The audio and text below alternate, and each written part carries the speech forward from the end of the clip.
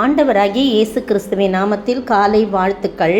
இன்றைய மன்னா, துன்மார்க்கரின் ஒளி அவர்களை விட்டு எடுப்படும், மேட்டிமையான புயம் முறிக்கப்படும். யோபு 38:15. பாருங்க, கர்த்தர் பெருங்காற்றிலிருந்து யோபுக்கு பிரதி உத்தரமாக சில காரியங்கள்லாம் அவர் சொல்கிறத நம்ம பார்க்குறோம். அதில் அந்த துன்மார்க்கரை குறித்து, அவருடைய சிநேகிதர்களை குறித்து ஒருவேளை இதை சொல்லியிருக்கலாம். துன்மார்க்கரின் ஒளி அவர்களை விட்டு எடுபடும், மேட்டிமையான புயம் முறிக்கப்படும் என்று சொல்லப்படுது. எந்த ஒரு மனிதன் மேட்டிமையான எண்ணம் கொள்கிறானோ அவனுடைய புயம், தோல், அந்த வலிமையெல்லாம் முறிக்கப்படும் என்று சொல்லப்பட்டிருக்கு. எரேமியாவில் பார்த்தீங்கன்னா, எரேமியா 48:25 பார்த்தீங்கன்னா அங்கே சொல்லப்பட்டிருக்கு, மோவாபின் கொம்பு வெட்டுண்டது, அவன் புயம் முறிக்கப்பட்டது என்று கர்த்தர் சொல்கிறார். பார்த்தீங்களா, மோவாபு கர்த்தருக்கு பிரியமில்லாதவன், இஸ்ரவேல் ஜனங்களுக்கு வழிவிடாதவன், அந்த வழியில் அவங்க வரக்கூடாதுன்னு சொன்னவன். மோவாபியர் எப்போவுமே கர்த்தருக்கு அருவருப்பானவர்கள், கர்த்தருக்கு பிரியமில்லாதவர்கள். அவருடைய புயம் என்ன பண்ணுமா? முறிக்கப்படும் என்று சொல்லப்பட்டிருக்கிறது. அவருடைய கொம்பு வெட்டுண்டது என்று சொல்லப்பட்டிருக்கிறது. எனவே பிரியமானவர்களே, கர்த்தருடைய புயத்தை மட்டும் நம்ம நம்பி இருக்கும்போது கர்த்தருடைய புயம் என்ன செய்யுமா? சங்கீதம் 44:3 அது சொல்லப்பட்டிருக்கு, உம்முடைய வலது கரமும் உம்முடைய புயமும் உம்முடைய முகத்தின் பிரகாசமும் அவர்களை ரட்சித்தது என்று சொல்லப்பட்டிருக்கு. அது நிறைய இடத்துல பார்த்தீங்கன்னா, ஓங்கிய புயமும் பலத்த கையினாலும் அவர் இஸ்ரவேல் ஜனங்களை வழி நடத்தினார் என்று சொல்லப்பட்டிருக்கு.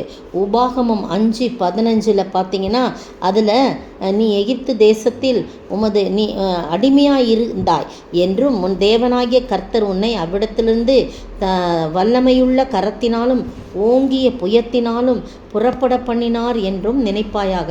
ஆகையால் ஓய்வு நாளை ஆசரிக்க உன் தேவனாகிய கர்த்தர் உனக்கு கட்டளையிட்டார். நிறைய இடத்துல பார்த்தீங்கன்னா, ஓங்கிய புயமும் பலத்த கரத்தினாலே வழி நடத்துகிற ஆண்டவர் என்று சொல்லி நாம் பார்க்கின்றோம். அதே போல் பார்த்தீங்கன்னா, சங்கீதத்தில் நிறைய இடத்துல போட்டிருக்கு. சங்கீதம் 136:12 கூட, சங்கீதம் 136:12 ஒரு காரியம் இருக்குது. 136:12 பலத்த கையினாலும் ஓங்கிய புயத்தினாலும் அதை செய்தவரை துதியுங்கள், அவர் கிருபை என்றும் உள்ளது. என்ன அப்படின்னா, இஸ்ரவேலரை அவர்கள் நடுவிலிருந்து, எகிப்தியர்கள் நடுவிலிருந்து புறப்பட பண்ணினவரை துதியுங்கள். அதை செய்தவர் யாருன்னா, பலத்த கையினாலும் ஓங்கிய புயத்தினாலும் அதை செய்தவர் என்று சொல்லப்பட்டிருக்குது. நீங்களும் நானும் ஆண்டவருடைய சமூகத்தில் எப்பவும் கர்த்தருக்கு பிரியமான பிள்ளைகளாய் நடக்க நம்மை ஒப்பு கொடுக்க வேண்டும். யோபு பக்தனுக்கு பாருங்கள், ஆண்டவர் சொல்கிறாரு, அவர்களுடைய புயம் முறிக்கப்படும் சொல்லப்பட்டிருக்கு. அதுதான் நீங்களும் நானும் ஆண்டவருடைய சமூகத்தில் துன்மார்க்கமான காரியம் செய்யாதபடி கர்த்தருக்கு பிரியமாய் நடந்து சாட்சியாய் வாழும்போது அவருடைய புயம், நம்முடைய புயம் முறிக்கப்படாது. மாறாக அவருடைய புயம் நம்மை வழிநடத்தும், நம்மை விடுவிக்கும், நம்மை ரட்சிக்கும், நம்மை பலப்படுத்தும். அப்படிப்பட்ட வல்லமையுள்ள மகத்துவமுள்ள புயத்தை நாம் பற்றி கொண்டு அந்த புயத்திலே நாம் சார்ந்து கொண்டு வாழ ஆண்டவர் தாமே கிருபை செய்வாராக. ஆமேன். இஸ்ரவேலின் ஜனமே என்றும் இடறிட வேண்டாம், யெகோவா உன் தெய்வமானால் ஏதும் பயம் வேண்டாம். ஓங்கும் புயமும் பலத்த கரமும் உன் பக்கமே உண்டு, தாங்கும் கிருபை தயவு இரக்கம் தாராளமாயுண்டு. தாங்கும் கிருபை தயவு இரக்கம் தாராளமாய் உண்டு.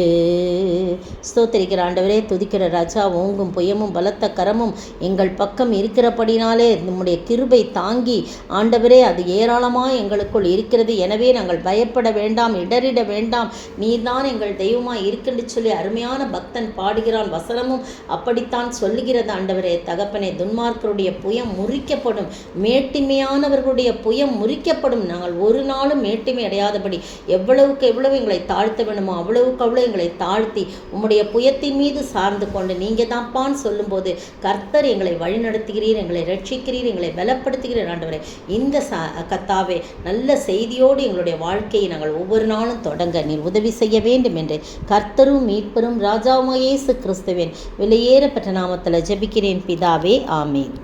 நேற்றைய பதில், கர்த்தருக்குள் ஒரே சிந்தையாயிருக்க எயோதியாளுக்கும் சிந்திக்கேயாளுக்கும் புத்தி சொல்லுகிறேன் என்று பவுல் சொல்லுகிறார். பிலிப்பியர் 4:2. இன்றைய கேள்வி, எப்பொழுது யார் உங்களோடு இருப்பார் என்று சொல்லப்படுகிறது? எப்பொழுது யார் உங்களோடு இருப்பார் என்று சொல்லப்பட்டுள்ளது?